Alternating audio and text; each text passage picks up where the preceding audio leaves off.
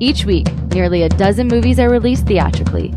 40 films a month, more than 400 a year. That's a plethora of cinema. Too much cinema. You'd have to be an addict to see all that. But don't fret. We've got you covered. This is CinemAddicts. Hey everyone, what's up? It's a new week of CinemAddicts. This is CinemAddicts episode 259. The movies that are being covered are Booger. Yes, that's the name of the movie. Booger.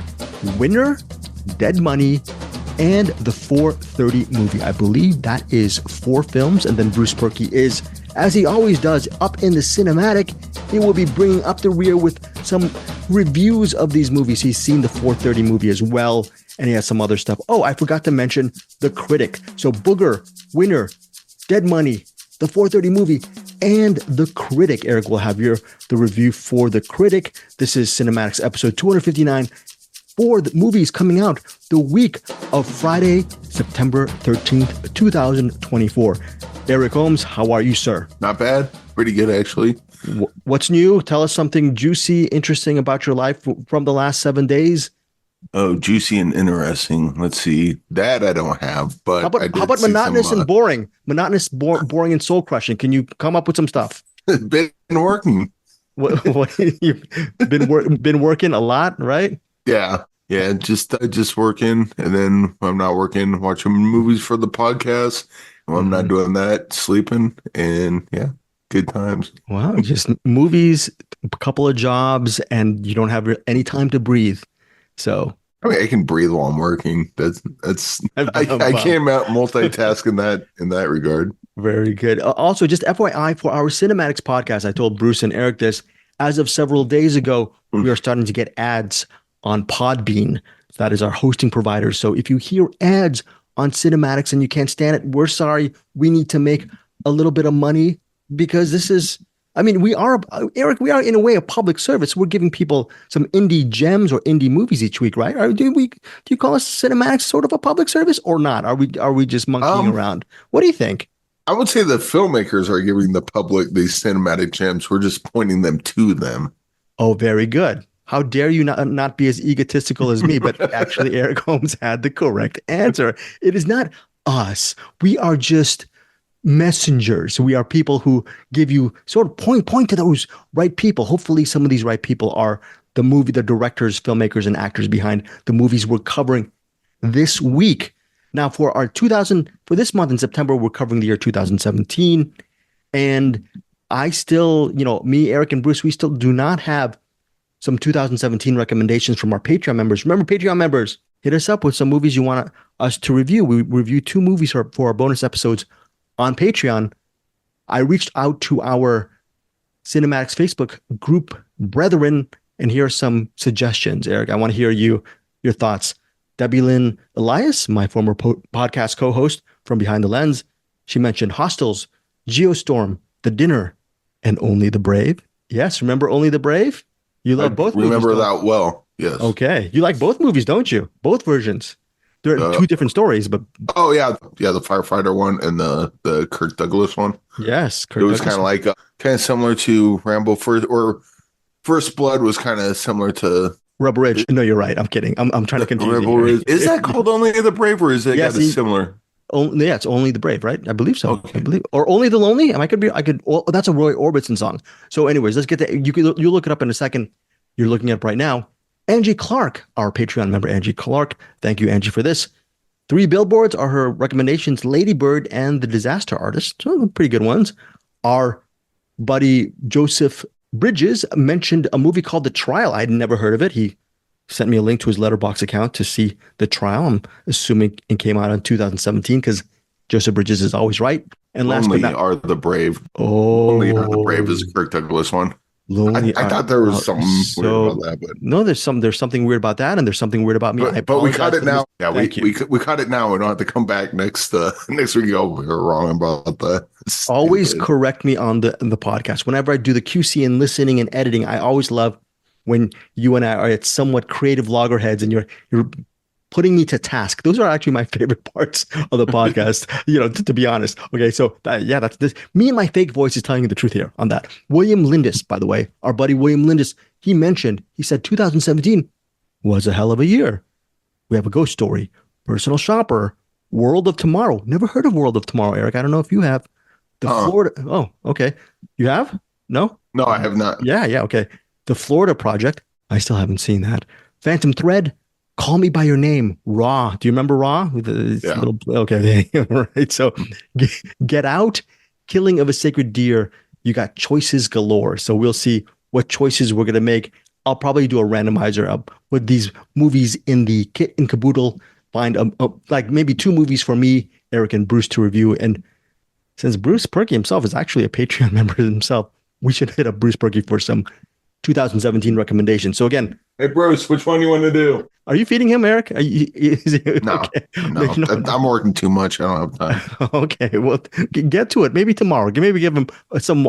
At least refill his water bowl, please, because man cannot live on bread alone. But maybe some water. You're thinking about it. Okay, so that is it. $5 a month for our Patreon catch all. Also, I mentioned the Podbean ads that you guys might be listening to when you listen to this podcast. Thank you, listeners, for your support on that. But if you want some ad-free podcast from CinemAddicts, where can they go, Eric Holmes? There are 2 options. I'm giving you a quiz. You're going to get them wrong. I want you to be wrong. So what are the 2 options that our CinemAddicts listeners can go to for their ad-free They can go to CinemAddictsPodcast.com, order a t-shirt or a shower curtain. And then after they go there, tell us where. Yeah, thank you, Mitch Burns from the Hollywood Persona. I hope those shower curtains are putting you in good stead, or at least keeping you dry and protected from all that wetness around your bathroom. Okay, so here are the things. You can go to our CinemAddicts YouTube channel. I'm uploading our weekly reviews as well as Eric's weekly interviews ad-free on YouTube. So our CinemAddicts YouTube channel, subscribe if you want to do that. And then on your iPhone or whatnot, just listen to it. Just listen to it and you won't have ads, or become a Patreon member. So those Patreon, if you're a Patreon member or a member of our YouTube channel, you can listen to CinemAddicts ad-free, just FYI. But if you don't use those either option and are listening to us with ads, thank you. That gives us, how much are we at now?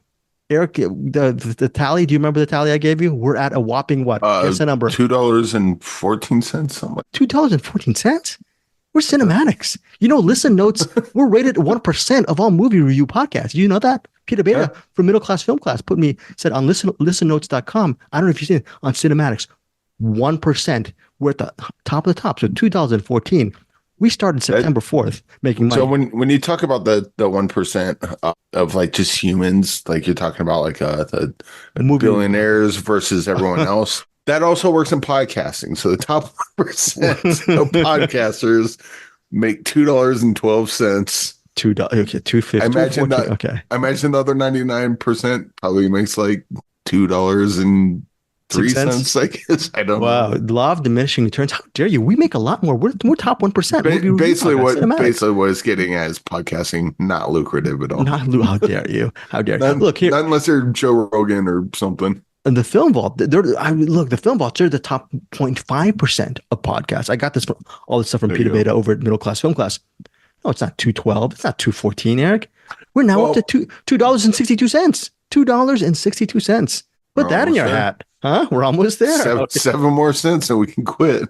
Well, maybe for you and Bruce, it's $2.12 because I'm pocketing that extra 50 cents. Who knows? That can buy me. What can that 50 cents buy me, Eric Holmes? Something in a vending machine? A bouncy ball? I don't know. Not yet. No, inflation, right? 50 cents can't get me anything, right? I can get a down payment on this wonderful Film Vault aluminum cup. Yes, the Film Vault. That's very, very, very good. The Film Vault. I believe they still have those available. Go to AndersonandBryan.com and find out. Look, yeah, AndersonandBryan.com over at the Film Vault. We love those guys. Now let's get to our features. And hopefully Bruce Purkey isn't doing one of these banging on the walls asking for food and water. You will get to listen to him after this review. Now, I'll be honest. Booger, I'm about 85% of the way done. So I can't actually give it a rating, but I can actually help Eric with his review and give my thoughts so far on Booger. Not a final rating. But here's Booger. It's out on VOD and theater September 13th. Quote, New Yorker Anna is suffering from the unexpected death of her best friend and roommate Izzy. To make matters worse, Izzy's cat Booger runs away, and while trying to find him, she is bitten on her hand. Anna then takes on feline characteristics, leading to a downhill situation with her boyfriend and her work. That plot synopsis is basically pretty much the entire film. Okay, but this New Yorker, Anna, she is, because of the death of her best friend and roommate, Izzy, she is sort of retreating from life. And she's sort of like me. She's a hermit. Or when she goes out, she's not very social, and she's taking on these feline, cat-like characteristics. It's a body horror, thriller, lo-fi indie film in New York. I think it runs 78 minutes. I didn't put it here on the Google Notes, but it's 78-minute lo-fi thriller, body horror thing. It's interesting so far. I'm almost done with it. I can't give a rating. Eric, you saw it. Thoughts, ratings, and just thoughts overall first.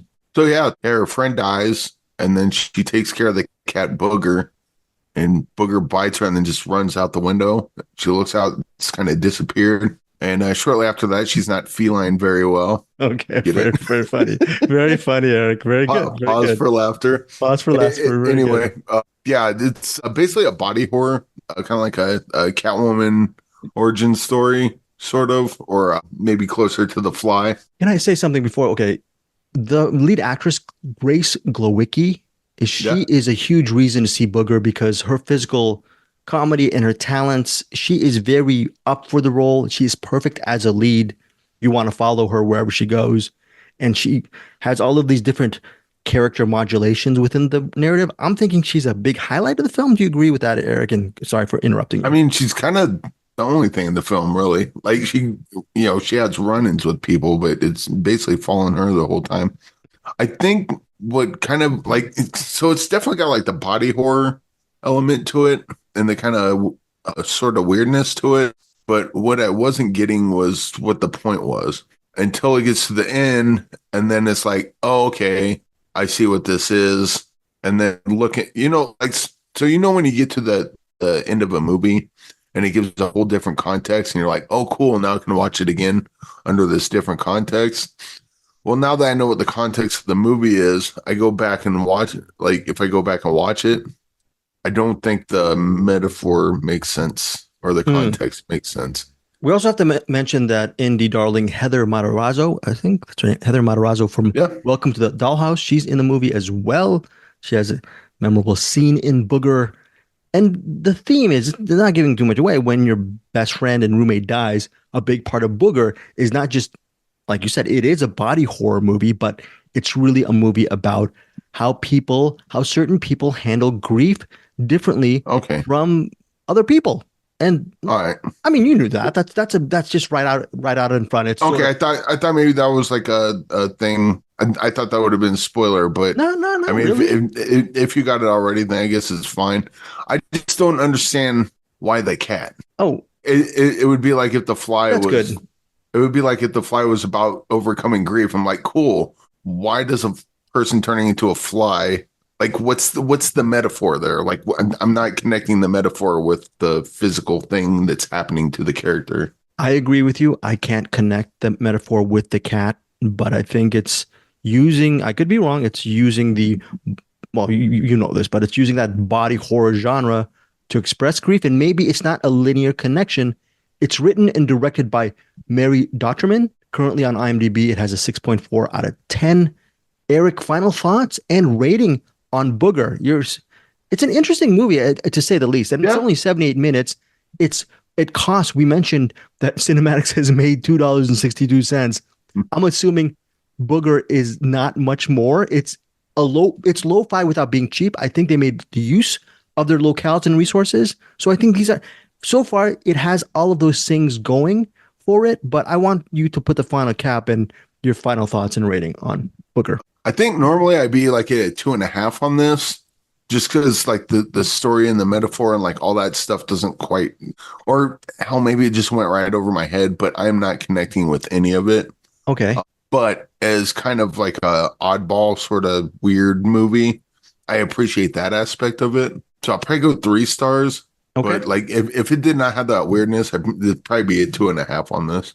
Okay, that is fair. Booger, 3 stars from Eric Holmes, VOD and theater September 13th. There are 18 reviews currently on Rotten Tomatoes. It has a 100% rating. Listen to Bruce Purkey's Cinem-Attic rating and review of Booger after this episode. I'd say 100% on Rotten Tomatoes. It's 100%. Well, there's only 18 reviews, Eric. So to your point, I mean, just wait. You're like, oh, what the heck? Now, there is a movie called Winner. And people give me crap for liking The Crow, whatever. Eric Holmes, this is a movie that I think the link might be over for you. This would have been interesting. I think you would have appreciated it. Winner is based on the true story of Reality Winner. Have you heard something about this Reality Winner, Eric Holmes? A little bit about? No. So Reality Winner. I mean, we're both winning reality right now. But maybe we're reality losers. But Reality Winner is the name of a real life person. She is, quote, in this movie, played by Emilia Jones from Coda. And she is a young misfit from a Texas border town who loves her pink gun almost as much as helping others. Ultimately, you see in the first act, you see her as a child, and she's completely different from any of the other people in her neighborhood. She really wants to learn. Her father, played by Zach Galifianakis, in one of those in a rare straight man role, just not too much comedy in this. He plays a very serious father who really believes in a lot of the government conspiracy, but he's also very well-read and smart. She gets a lot of her well-read abilities from him. She's inspired by his own life. He's sort of a stay-at-home dad. The mother, played by Connie Britton, is the one who brings home the proverbial bacon. Catherine Newton, she plays the sister of Reality Winner. But the thing of Reality Winner that I'm sure a lot of you know is she spent time while she was recruited by the Air Force, and then eventually she transitions to become an NSA contractor, highly paid. Once she becomes a highly paid NSA contractor, she stumbles on government secrets regarding Russia's election of hacking the 2016 presidential election. And for her actions, which she believed was a public service to inform people about Russia's hacking the 2016 presidential campaign, for her actions, she was put in jail. Now, Winner does not deal with her time in jail as much per se. It deals with her life getting up to the jail situation. And you get to really know about her life. The movie also co-stars Danny Ramirez as her love interest. Millie Jones is fantastic in this movie. I loved Winner. I did not see the other Sydney Sweeney film about Reality Winner. It's called Reality. It's currently streaming on Max. I believe Reality on Max was very popular, and it really helped. I was asking Bruce, did it help launch Sydney Sweeney's career? And he said no, because she's very popular he says, I think it's White Lotus and Euphoria. Not very good with my television, but I know that Sydney Sweeney got a lot of praise for her work in Reality. I hope Winner, which is in theaters and on demand September 13th, does not get buried by the wayside, because Emilia Jones, so excellent in Coda, is very good and believable and winning as Reality Winner. After watching this movie, I wanted to learn more about her life. I went on YouTube to see a bunch of her interviews. This has a high rewatchability factor. It's a really well done film. My rating on Winner is 4 out of 5 stars. Again, in theaters and on demand September 13th. Just another great lead performance from Emilia Jones in a very interesting true story on Reality Winner. Too bad, Eric. So the character's name is Reality Winner? That, yes. You would have been interested in this their movie. Their parents did that to him? Mm-hmm. Cool. Yeah, right? So here's the thing.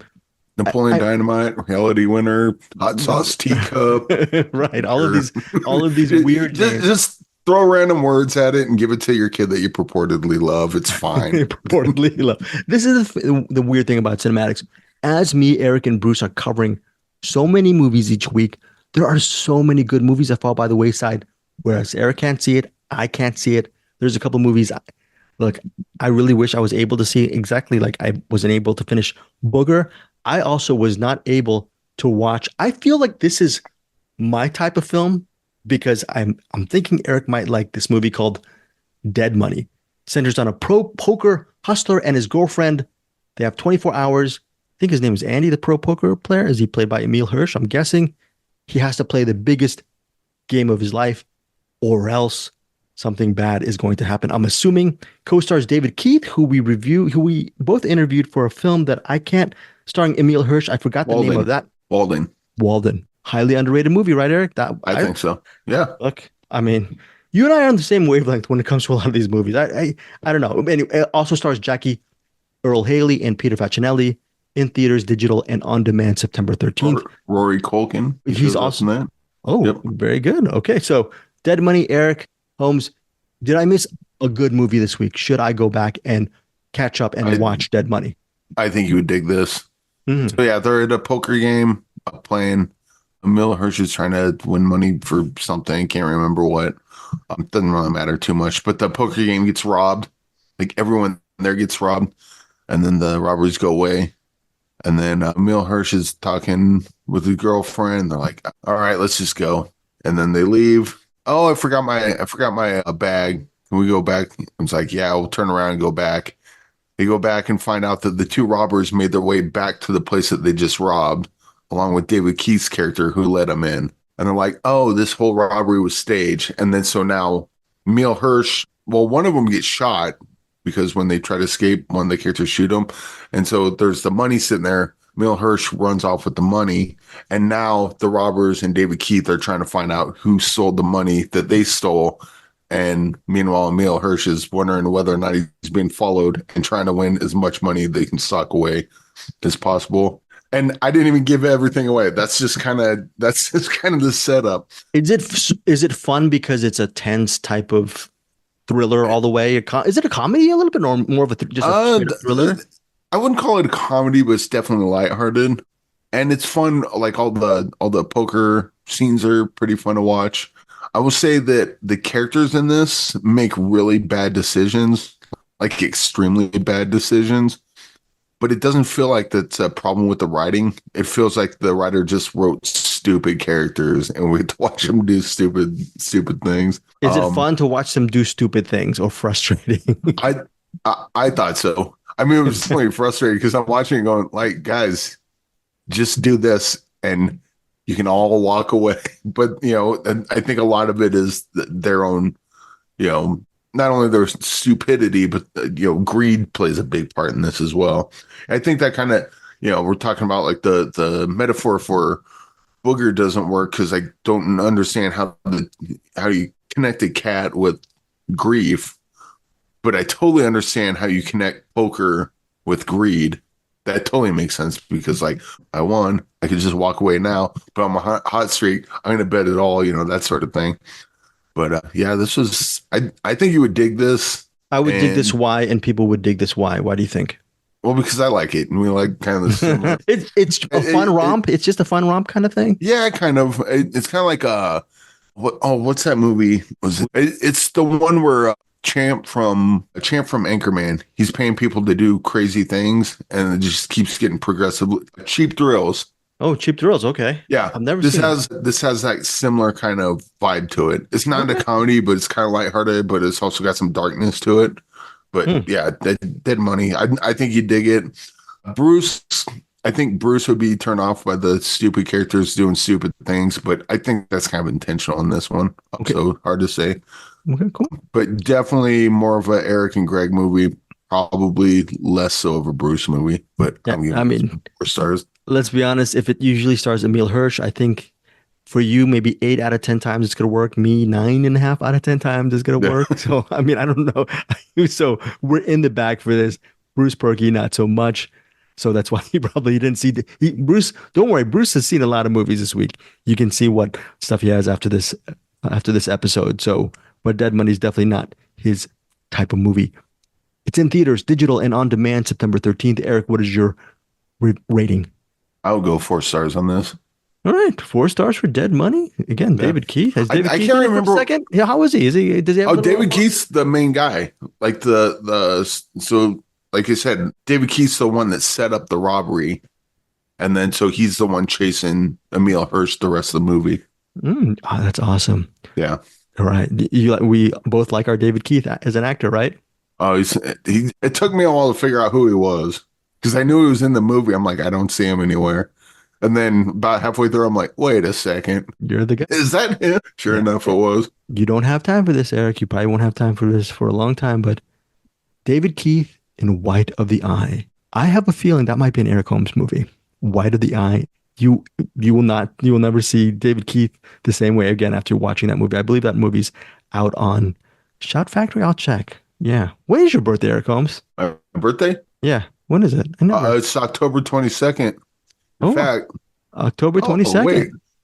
When's your birthday, Greg? No, it passed. It's September 1st. So Dead Money, 4 stars. So as we're recording this, it's 9/11. Greg, when did you say your birthday was again? Yeah, it's September 11th. I am 53 years old. So happy birthday. Eric, that's copyright. You can't. That's copyright. It's in the public domain. Oh, really? Is it really in the public domain? Happy birthday, thank you, Greg. I didn't know. In the public domain. I'm going to go to public. Thank you. Thank you so much. Thank you, Eric Holmes, for that. Yes. Thank you. I didn't know.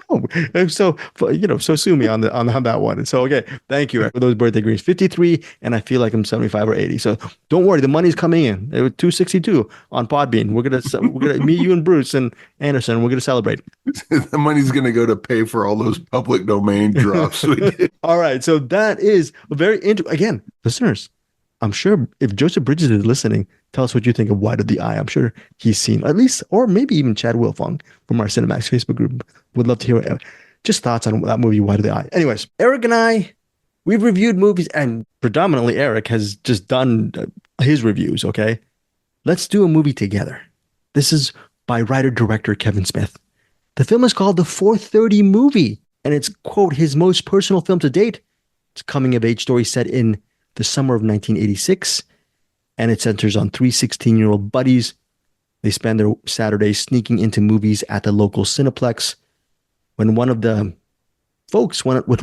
teenagers tries to bring a girl that he's been crushing on since the previous summer, things get a little bit hairy for the 3 16-year-old buddies because they just like hang out with each other, and who knows, it might go sideways, and it probably does. It also has the cast of characters include part of, I don't even know if Kevin Smith still calls it the View Askew universe, but Justin Long, Rosario Dawson, Jason Biggs. These are some of the people who. Ken Jeong, he plays a theater manager, and he has a big role in the 430 movie. I grew up in the 80s. In 1986, I was 15 years old. I remember sneaking into theaters a lot. I remember that whole buddy thing where when one has a girlfriend, things might change in your friendship. So this was right up my alley. Kevin Smith, I'm in the bag for his movies. I like the cadence, his writing, the people within his universe. I'm biasly for the 430 movie, so I don't even know if I can criticize this film. I just had a good time watching this movie, and I felt it was great to see sort of a change of pace from Kevin Smith. This was more of a youthful look at a time gone by. You get to see landlines, you get to see a lot of cool things, and we did like the leads. Who are the leads? We interviewed them. There's Eric. Can you help me? Sienna Reed Northup and Nicholas Cirillo.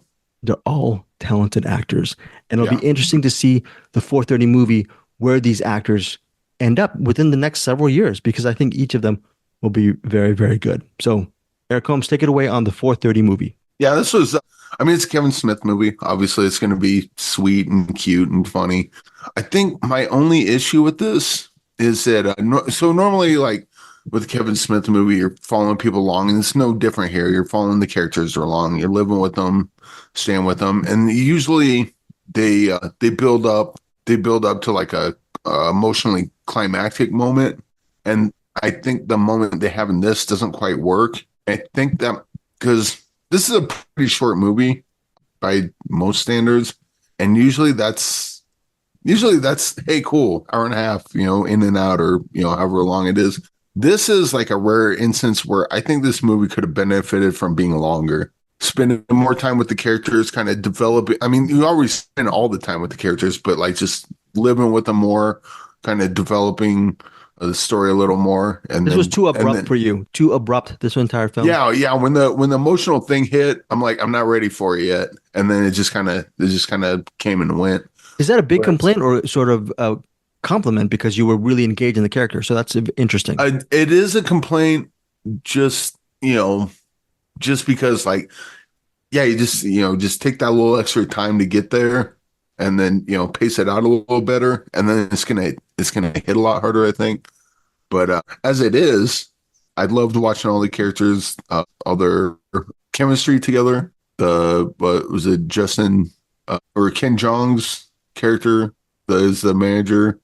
He was an a-hole. Yeah.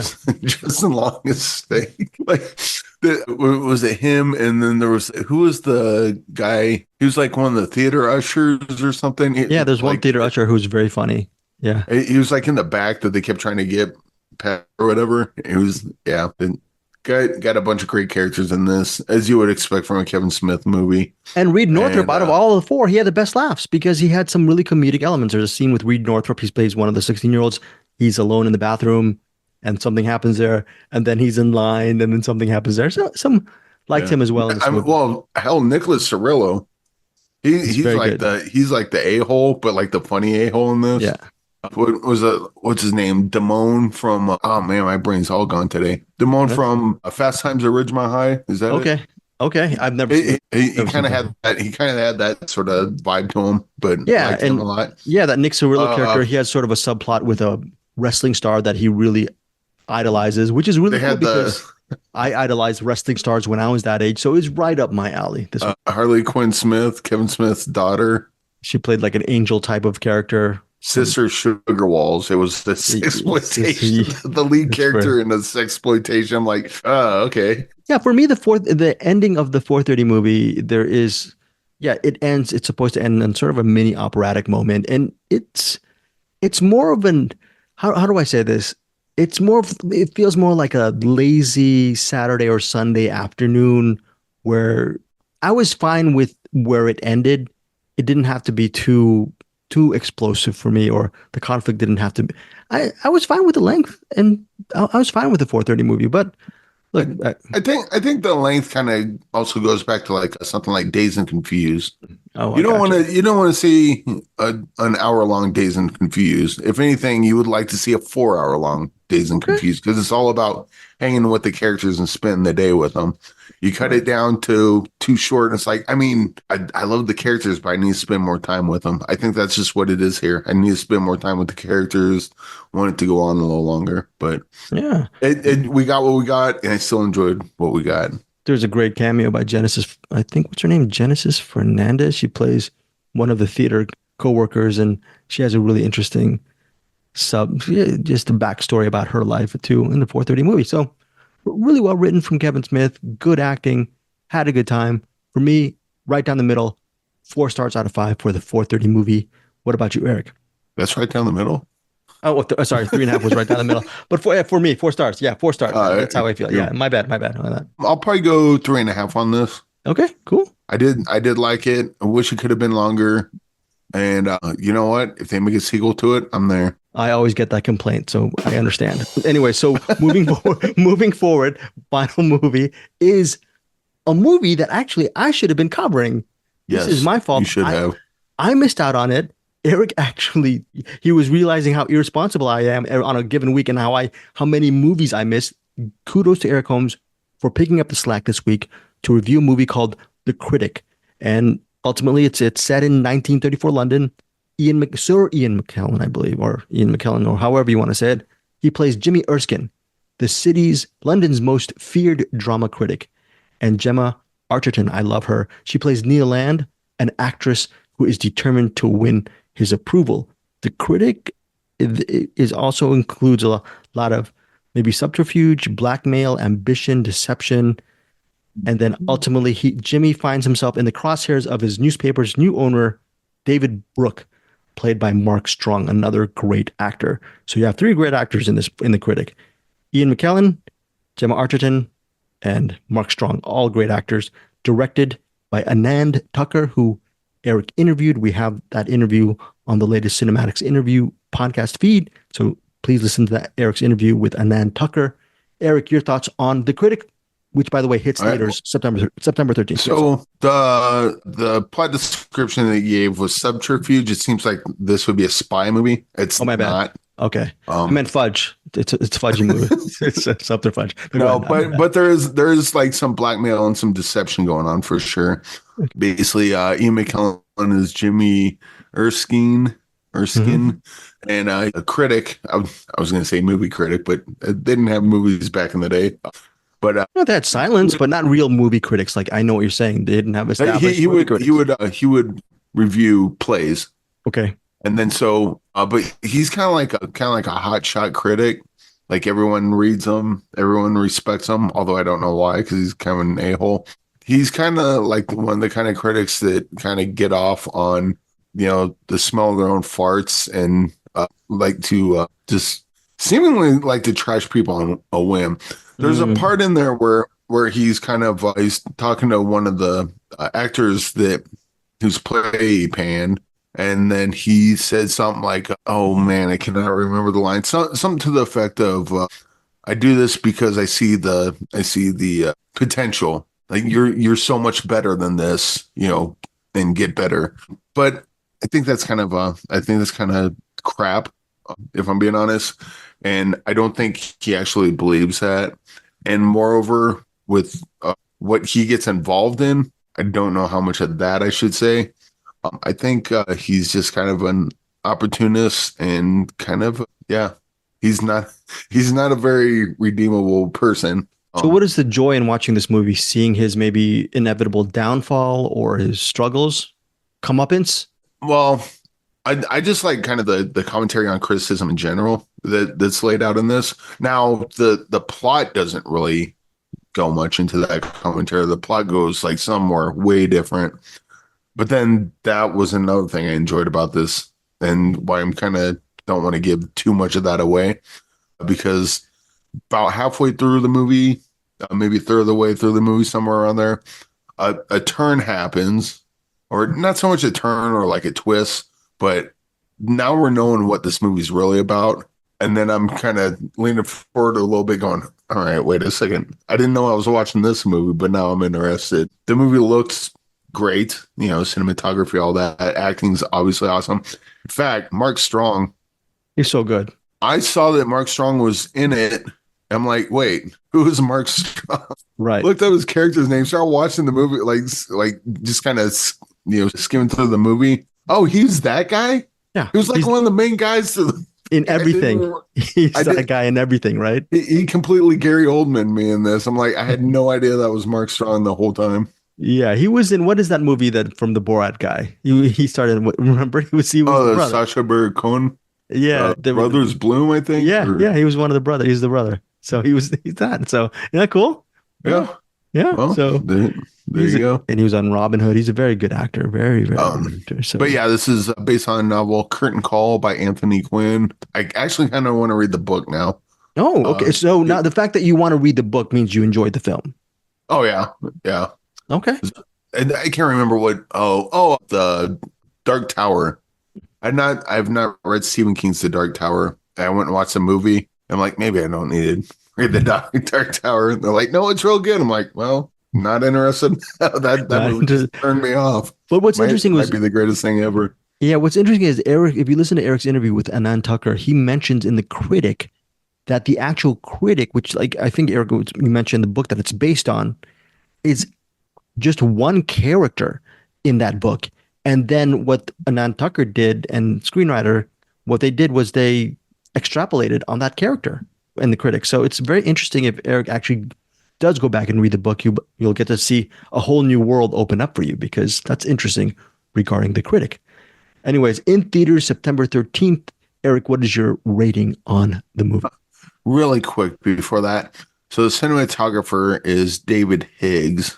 And I can't stress this enough, because it's kind of like a period movie. And I think a lot of times I don't like them because they're not your type. They look flat and boring. And unless you have like a really great story to kind of break through that, it's usually kind of a slog to get through. That wasn't the case here, because it looked fantastic. And I just wanted to point them out. And they're the DP and Rock and Rolla. And what else? A bunch of stuff. Nothing I really recognized. But I saw Rock and Rolla and it was like, okay, that makes sense. But yeah, this thing looks pretty fantastic. And okay. I think I would go 4.5 on this. Oh my God, 4.5 stars on the Critic.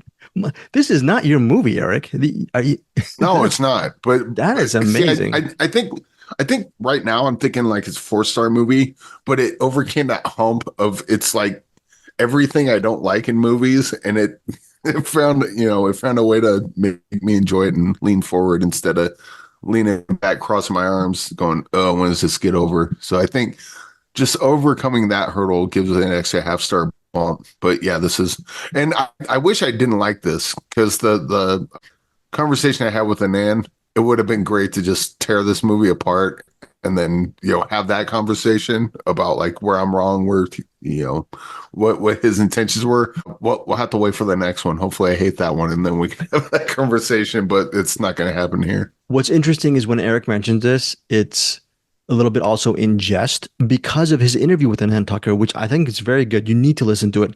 Anand Tucker is also, I don't know if you agree with this because you did the interview, but I'm listening to it, okay? He's very humble. He mentioned movies that he thought was of his own, that he directed, that he thought was just okay. He mentioned Hillary and Jackie, but because Eric asked him bad reviews that he's received. And he said, rightfully so. Maybe he got a little bit of correct reviews, negative reviews on Hillary and Jackie. I think he's proud of it, but he sees its flaws. And then he also mentioned that Amy Adams film. I think, was that Amy Adams? There's a movie called Leap Year that he directed. So it's a very truthful interview he has with Anand Tucker. He's definitely very like upfront about a bunch of stuff. And self-effacing, yeah. Not just self-effacing, but like you can, the self-effacing or whatever. Like that's usually like hyperbole on yourself. Like you don't actually mean it, you don't actually believe it, but it's kind of a joke. But I think he's just like as earnest as he was about everything. I'm sure that whatever flaws there are in the Critic, there's probably much less than his previous movies, probably because he's done his previous movies, saw the flaws in them, and says, I'm not doing that again. And then made the next movie, made the next one's a little better. And then it brought him finally to the Critic where, I didn't give a 6.9, so he didn't nail it. But you gave it 4.5. He got pretty close, I think. Eric, you mentioned the review. You mentioned this word called earnest. I'm trying to look it up on Google. How do you spell earnest? Is it it's like N? It ends with goes to camp. Okay, so that is Tucker, the earnest filmmaker behind the Critic. Or scared stupid. Sometimes it ends with scared stupid. Okay, so Eric gives, wow, this completely surprised me. I thought Eric was going to give the Critic 3.5 stars. He gives it 4.5 stars, again in theaters September 13th. I thought Eric was going to give the 4:30 movie 4 stars. I thought that was, I'm not saying he's not in the bag for the 4:30 movie. That's why he gave it 3.5 stars. He's in the bag, but I'm absolutely surprised. Here's another surprise. Here's another big challenge. Eric is going to mention a movie that comes out on digital and on demand September 13th. It's called Subservience. Eric, as you tiptoe, what can you say about this movie without giving a review? I can say it is directed by S.K. Dale and starring Megan Fox. S.K. Dale also directed Till Death with Megan Fox. Great film. Till Death was really great movie. I remember watching it, having a lot of fun with it. Surprised me a lot. And, watched it to the end. And I believe, went back, watched it again, and it holds up.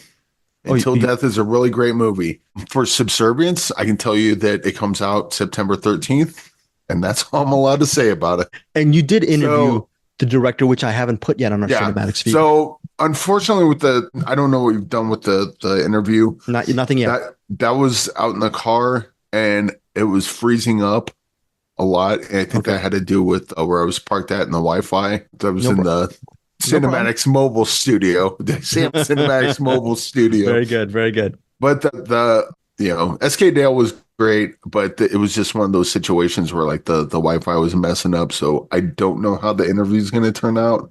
Okay. And quite honestly, I didn't hear a lot of what he said because it just cut out on my end. And I'm sure I cut out on his end. I have no idea how this is going to turn out. But I just wanted to say that is not at all SK Dale's fault. It's just internet things. It happen sometimes. But he was very nice.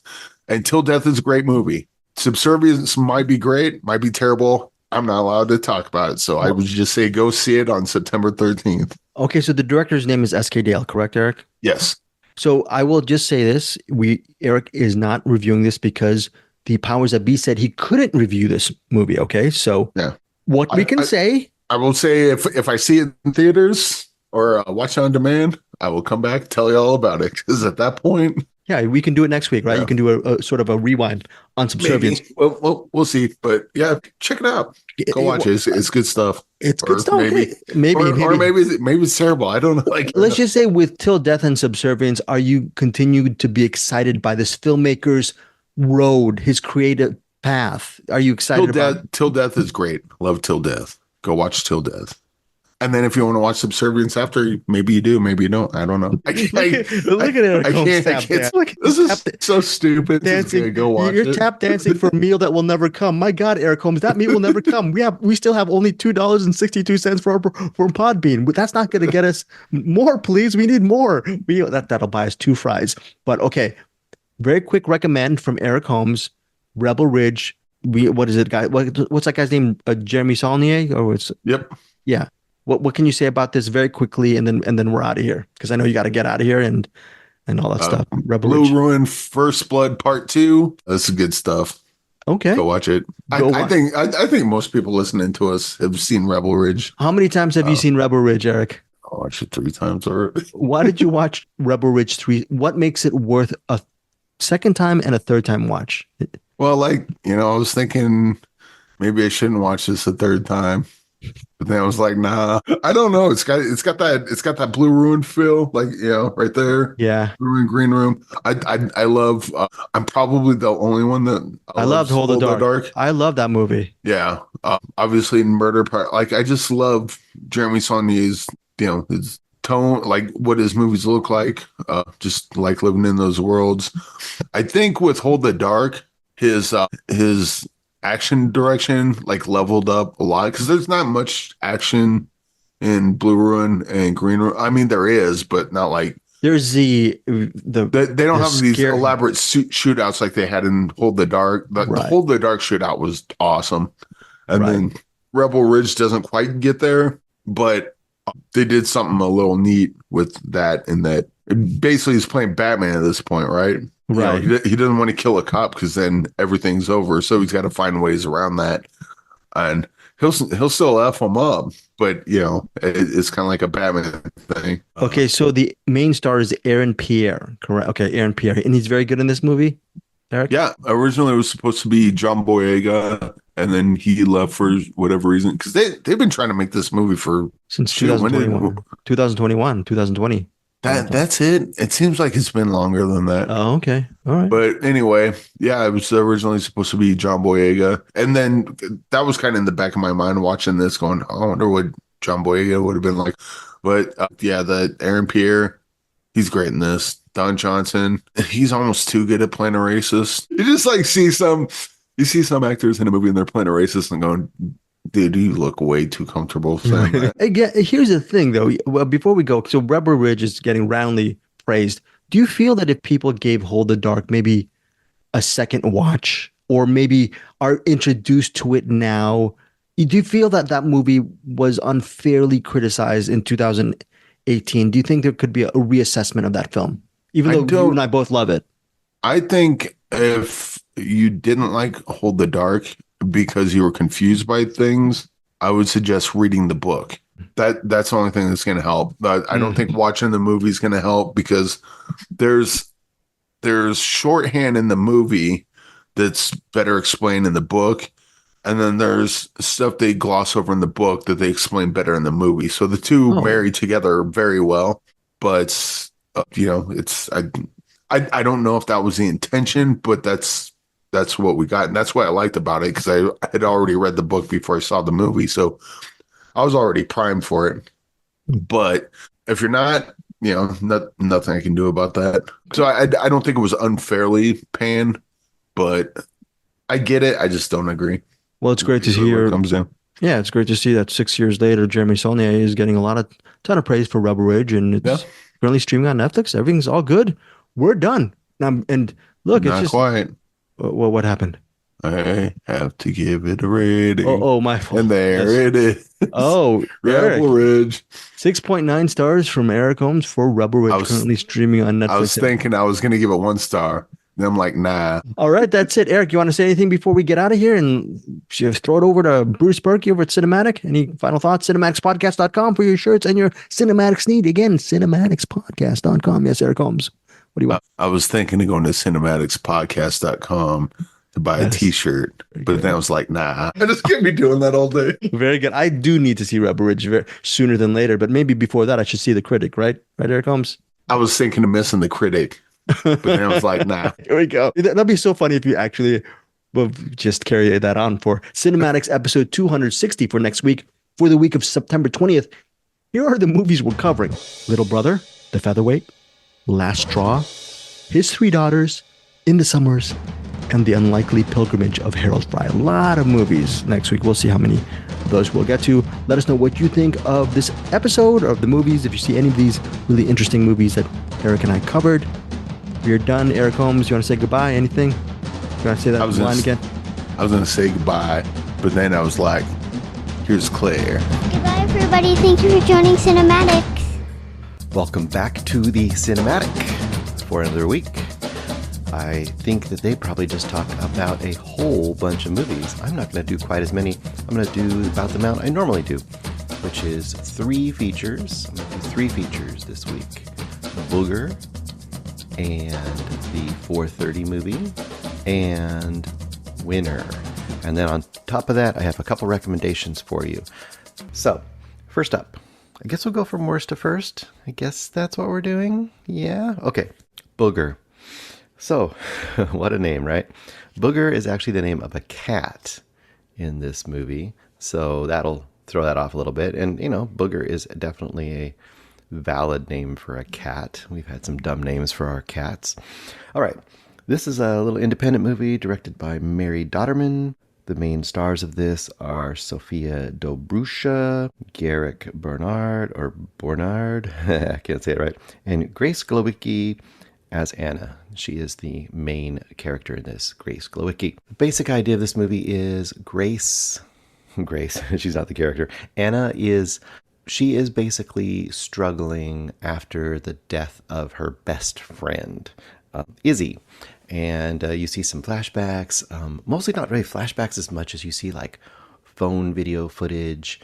It's almost like it'll drop into, clips and photos and stuff from her phone and from their phone to see like the fun they had together in the past. And you're not sure if there was a relationship there too, or if it was just best friends. But either way, she was very close with Izzy. And Anna is obviously not coping too well with it. Anna has been missing work, just staying at home the whole time, just, not eating well, not really interacting with her friends like she normally would. You can tell she's just basically going through kind of a hard time, almost like a depression or whatever. She lives in New York, by the way. She's kind of a young, 20-something. And they had a cat together in their apartment named Booger. And very quickly you see she's trying to feed or pet Booger. I forget what it is. And Booger bites Anna on the hand, like right between her thumb and her finger, that little webbing, bites her hand and runs off into the night. And then Anna's going around trying to find Booger and putting up, lost cat posters, stuff like that. But she's not having any luck finding Booger. And then as time goes on, the conceit of this movie is that kind of like a werewolf or something. You get bit by a werewolf, you're doomed to become a werewolf. Or you get bit by a zombie and you're going to turn into a zombie. Well, she was bit by a cat, so she starts to show cat characteristics. She'll start chewing on her hair and like cough up her fur balls. And, she's darting and looking around and getting distracted when she's having conversations with her friends, all that kind of stuff. So you can imagine this being played out as like a metaphorical horror movie about dealing with, the loss of a friend and turning into a monster, I guess. You could think of it as maybe, someone actually, having this change in her personality because of a loss of a friend. I mean, you can think of reasons that this could work metaphorically, but it's kind of half-baked in this movie. And I feel like it feels like they kind of came up with the basic idea, the basic story of this kind of grief over the loss of a friend.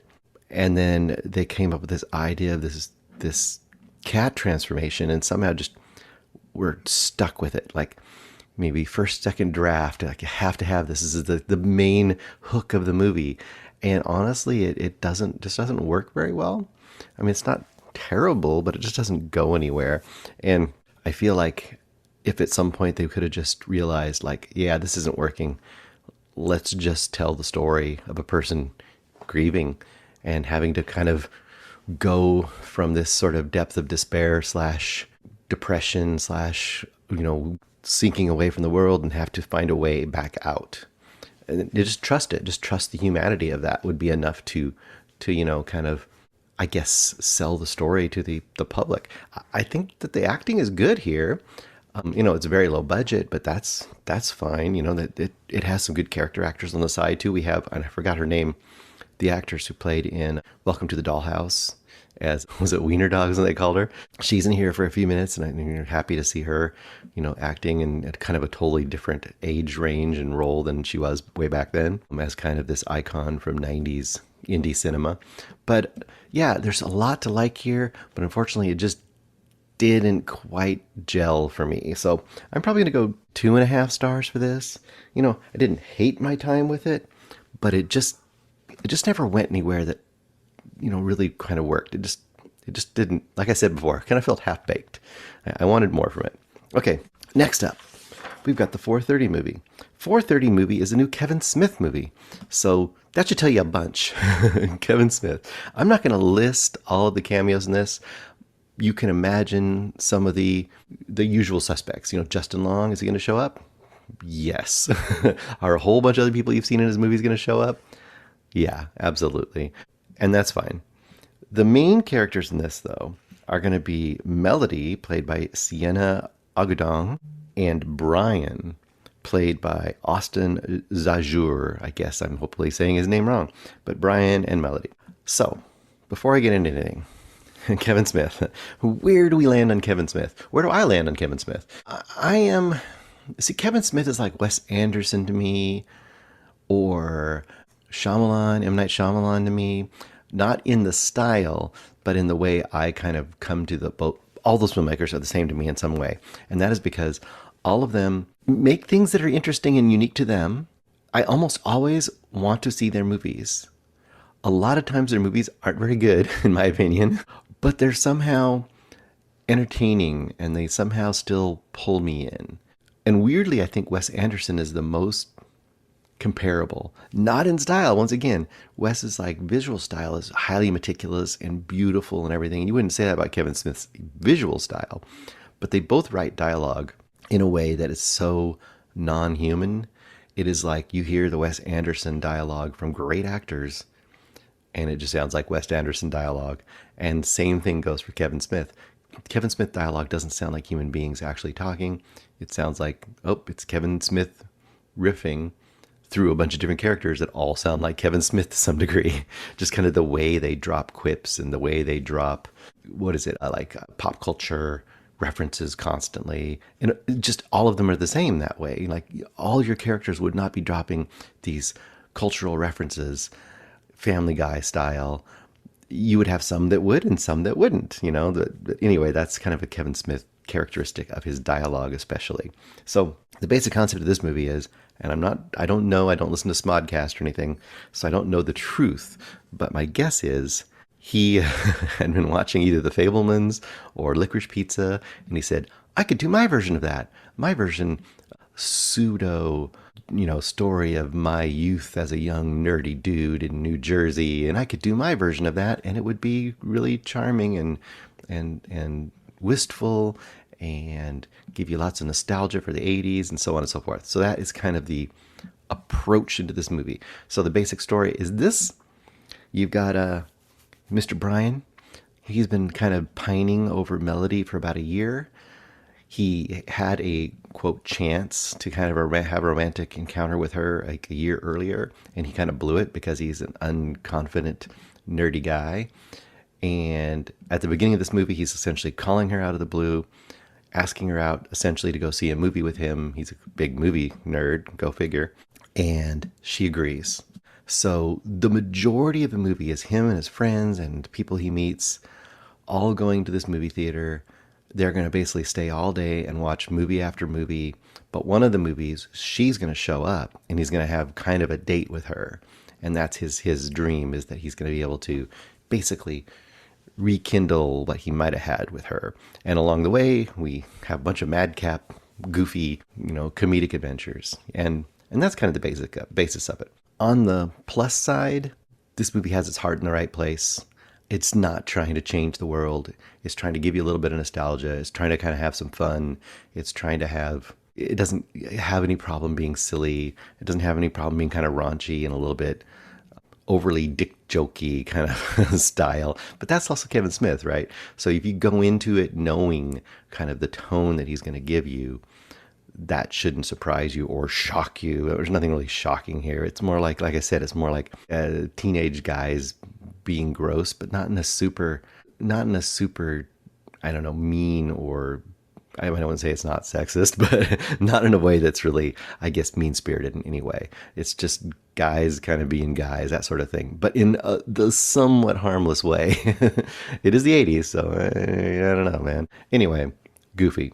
On the negative side, some of the things that kind of really rubbed me the wrong way was some of the characters are so broad and so over the top. There's a Justin Long kind of a cameo, like I said. His character is so like fake teeth and wig and dumb voice. It's just like, even in a movie that's not highly realistic, he sticks out as such an over the top, overdone character. Kind of like the way Johnny Depp was in was it called Tusk? No, not, is that right? I forget, the Walrus movie. Kind of like that. Like it just kind of sticks out as like, wow, in a kind of over the top character movie, he's a little too over the top. And the other thing about this movie is it's obviously from someone who lived through the 80s. I lived through the 80s. Kevin Smith lived through the 80s. We both were loving movies and nerdy about movies and nerdy about other things. It just doesn't ring true to me. Now, I'm not saying this isn't his experience, but it just feels, it's weird. Like it should feel super authentic and super genuine and super specific to his life. And some parts feel a little bit like that, but overall it kind of feels to me like someone who heard about the 80s and watched a bunch of 80s stuff and thought, this is what the 80s must have been like, and I'm going to throw a bunch of things in there so you'll know it's like the 80s. Like at one point, two characters are talking in front of a wall and there's, graffiti on the wall. It says Turk 182, which was this obscure movie from the 80s I've heard of course. And it's supposed to be like, ooh, you get that. Or at one point he's reading Starlog magazine. Starlog magazine was a sci-fi magazine for the time. So just stuff like that where it's just like, okay, I get it. But then he has parody trailers and parody movies in this that literally don't look like the era. There's a main parody movie that they keep going back to called, what was it, Astro Blaster or something? Oh, get it? Astro Blaster? It looks like a total green screen cheapo movie that would be made maybe the early thousands. It doesn't look anything like something that would be made in the 80s. One of the trailers, which is like a nun by day and prostitute hooker by night, they say, kind of seems like an 80s movie. Like Angel, I think was a movie I'm thinking of that was kind of like that.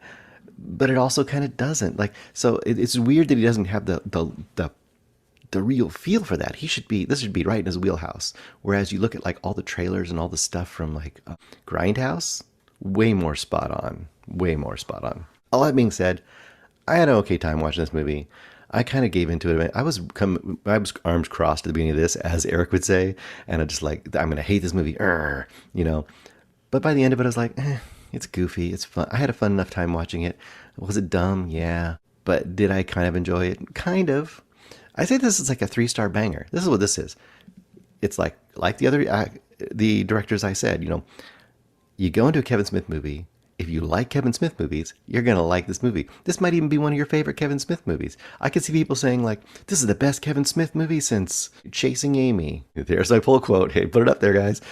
I don't know if that's the case, but it has a little more heart than a lot of his does. So yeah, if you're a Kevin Smith fan, you're going to like this movie. If you hate Kevin Smith, you might be like me and be like, it's okay.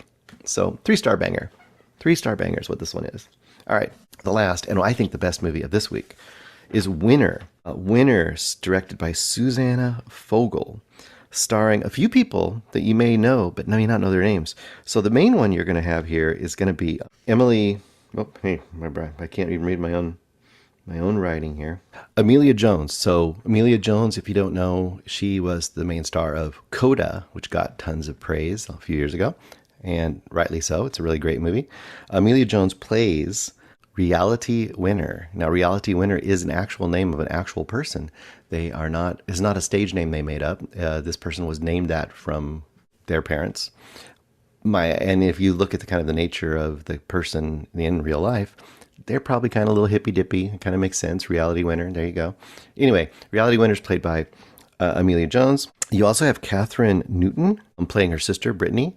Catherine Newton, if you don't remember, she just did an awesome job in Lisa Frankenstein this year. So both of those actors are definitely on their rise, and I would expect to see both of them continuing to do great stuff. You also have Zach Galifianakis as a father, and you have Connie Britton as the mother, and some other people in this. But that's the main characters you're going to want to know.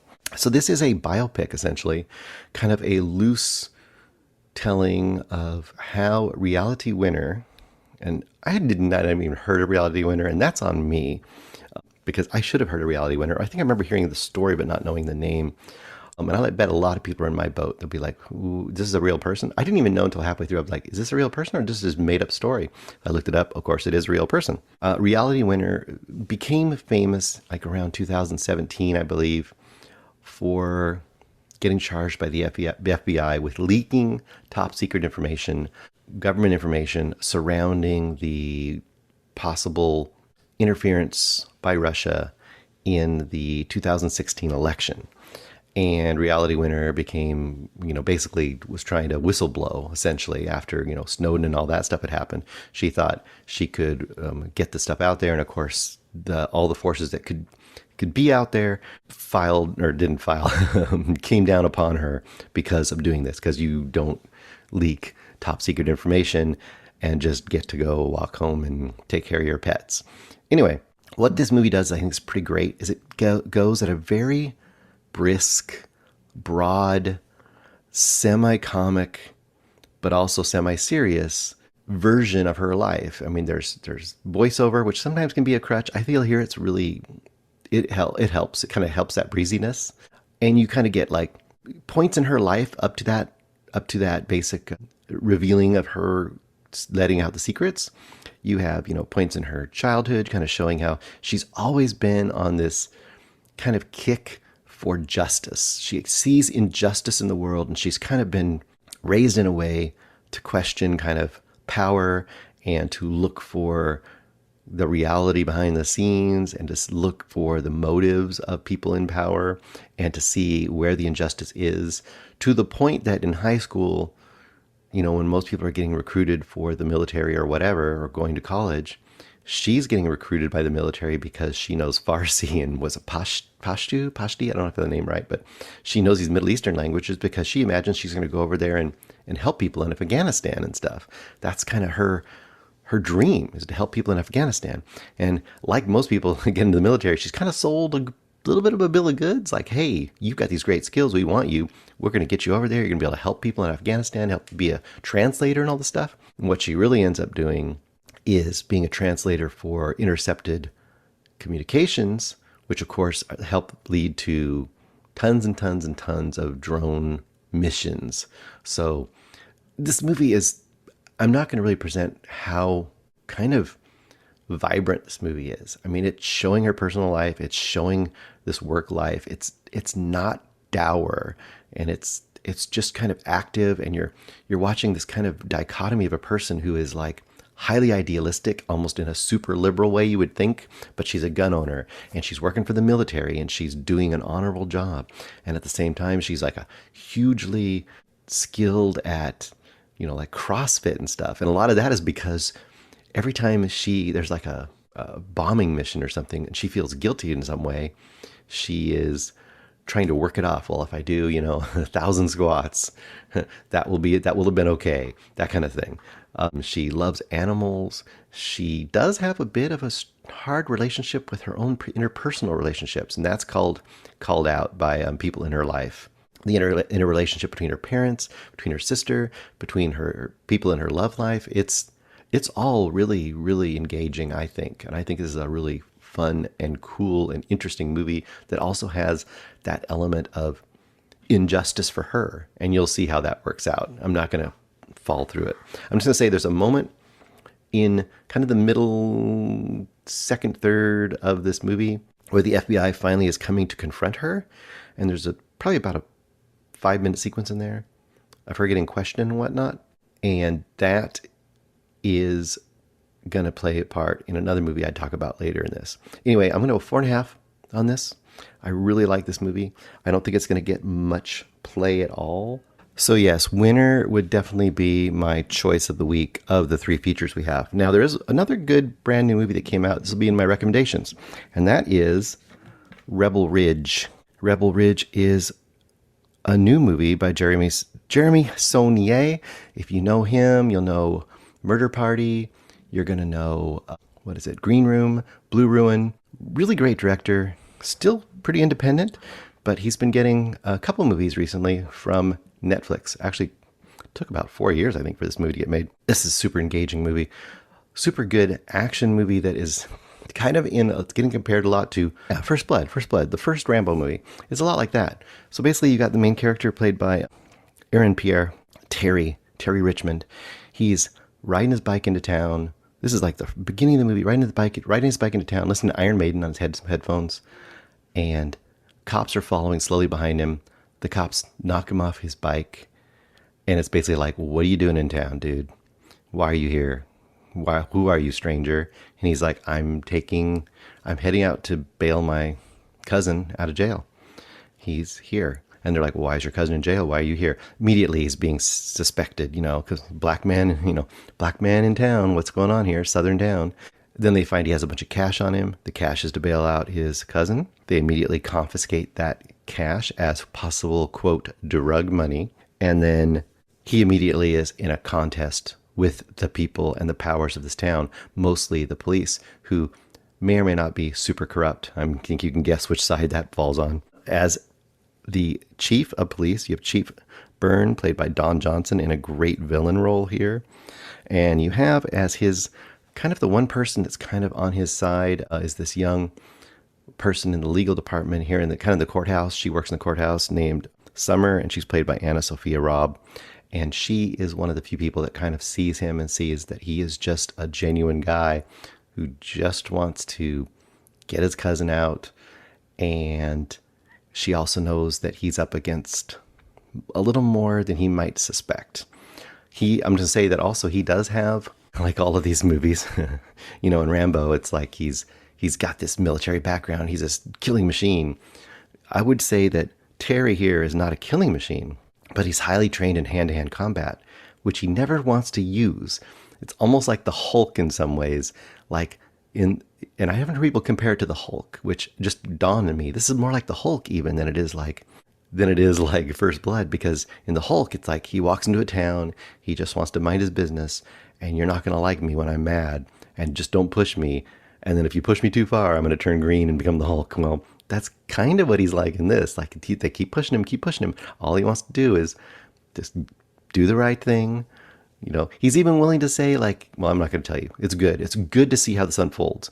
It's not a super high octane action movie. It's more of a burn until you explode kind of movie, because people just keep pushing him, like I said.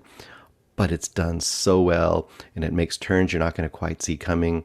And it's one of those movies where the bad guys are really bad and driving you crazy and angering you at every point. So you really feel you're behind Terry, all the way. And I think that's the other thing this movie does really well. It's about 2 hours long. And you could say, oh, it's too long. I don't think it is too long, because a lot of times the problem with these movies is they're really action heavy, but the characters are just kind of thin. They're a good guy, bad guy, which is fine for those kind of movies. But in this movie, you really know where he comes from. You really get to feel like you're behind him as a character and as a person. So when the stakes keep building, you're absolutely on board for everything that's going to happen. So highly recommend this. It's on Netflix, Rebel Ridge, 4.5 stars. This is one of those movies, you just see it, you're going to think it's generic action movie. It is not a generic action movie. It is definitely worth your time. Even if you're not a huge action fan, I think you might want to give this a try. It's really good and very accessible. And also it's hard to say this, but strangely pacifist. And I don't want to say why I say that, but it is strangely a pacifist movie more than it is a revenge violence movie. And you'll see when you see it how that plays out. It's really good. And the last movie I want to suggest is a movie called Reality. Now, I put a little post up about Winner saying like, I never heard of this person, and hey, I'm surprised no one's ever going to talk about this because it's this little, no budget, mostly no budget movie that's not going to get a lot of buzz, and it's sort of political but sort of not, so that'll be a knock against it. And Jack Fitzpatrick, that's Crash's Parade. If you don't know, look for his YouTube channel. Jack Fitzpatrick wisely pointed out like, oh, well, they already made a movie called Reality about the same person a year ago, starring Sydney Sweeney, who's one of the most famous, actors in the planet right now. How do you not know about Reality Winner? And I'm like, oh boy, I'm an idiot. So I had remembered seeing the poster Reality, and it was on Max, and I think it was a made maybe directly to Max movie. I don't remember exactly the way it went. I don't think it was in the theaters. And I remembered seeing that poster and I had no clue. That's the problem with this unique name of Reality and Winner and making that the titles of the movies, Reality and Winner. It doesn't speak to you of what is actually happening in the movies. So the interesting thing, these movies play great together. It's not like one versus the other and which is better. It's not that kind of a thing. It actually plays great because Reality is almost like if you had a special feature to add to Winner, like a detailed special feature, it would work like that. Because remember, I told you before, in Winner, you have this scene where the FBI comes to question her at her house. And that's, like I said, maybe 5 to 10 minutes of the movie. And it's pretty brief, but it's interesting. There's some odd aspects to that.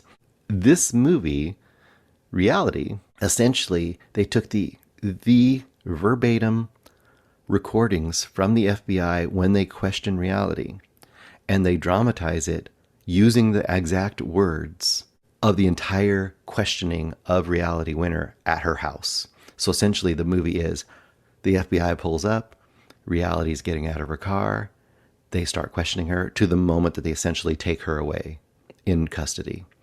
So very interesting, right? You've got this whole different version of the sub microcosmic version of part of the Reality Winner story that we get in Winner.